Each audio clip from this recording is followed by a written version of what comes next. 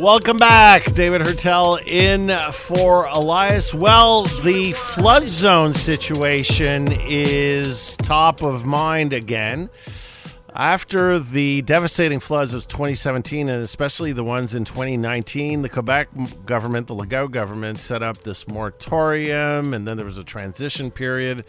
And now the government is set to announce new flood zone maps. This will have an enormous impact on residents both on the island of Montreal and on the south and north shores.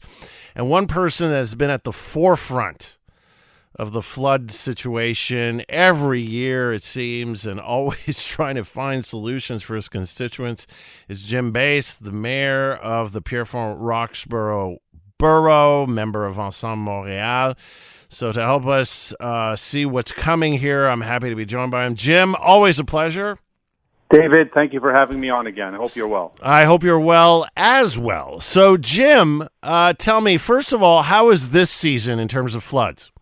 Well, look, we were very fortunate this year. We didn't have any threat. However, we were ready. I mean, we had everything in place to make sure that we would intervene and mobilize at a moment's notice, as we do every year. And you see, what the government announced, to be honest with you, I heard from the press. Can you imagine? No. We were one of the hardest hit communities in Quebec in 2017. We were able to stockpile modular systems that cost us close to $1 million of local money, taxpayers' money, to be able to at least intervene whenever we had to and not wait for any other level of government. And at the same time, we were identifying where we needed to put permanent measures to be able to protect these areas. And so what the government is announcing now is that they will be including probably close to 50,000 more homes in this flood map that already includes large sectors of my community. Now, what that means is, if that happens and we add more to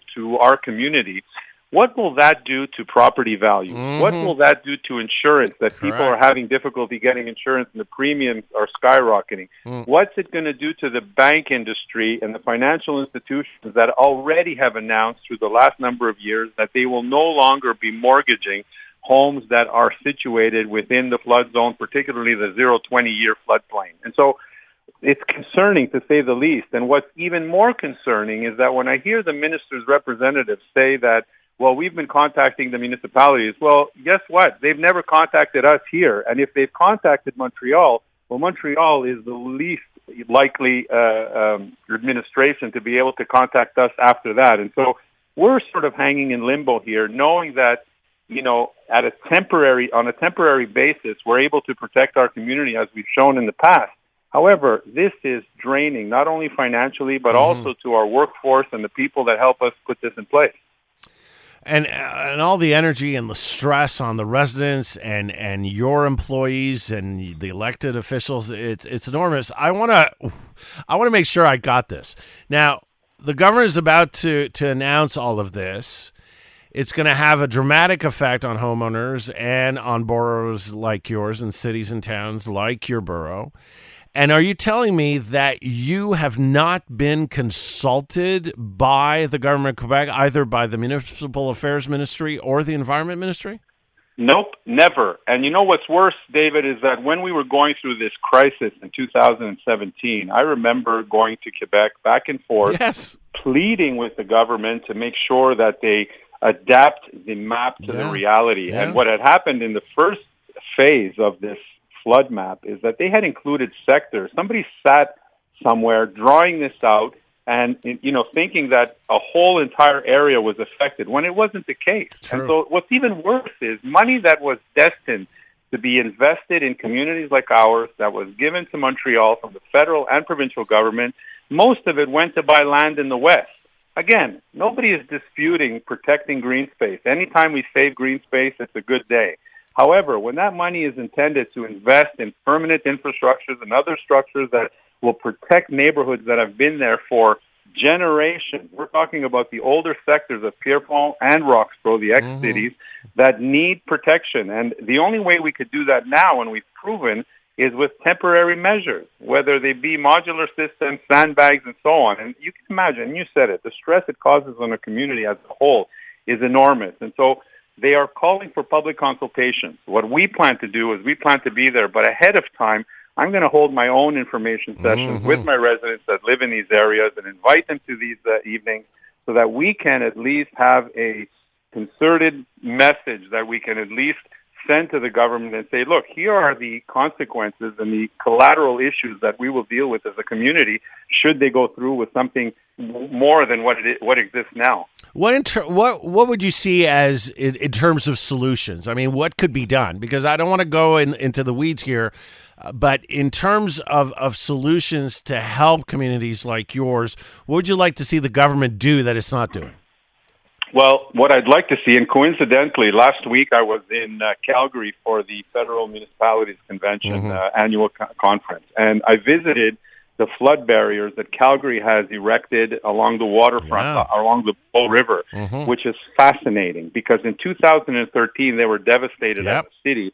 And look how soon later, I mean, 10 years, not even 10 years later, they were able to put this in place, a large stretch that protects the city, integrated into the environment, making sure they use materials that blend in with the natural space and completely protect the city. And it doesn't look like what people would think, cement walls. It's not that at all. No.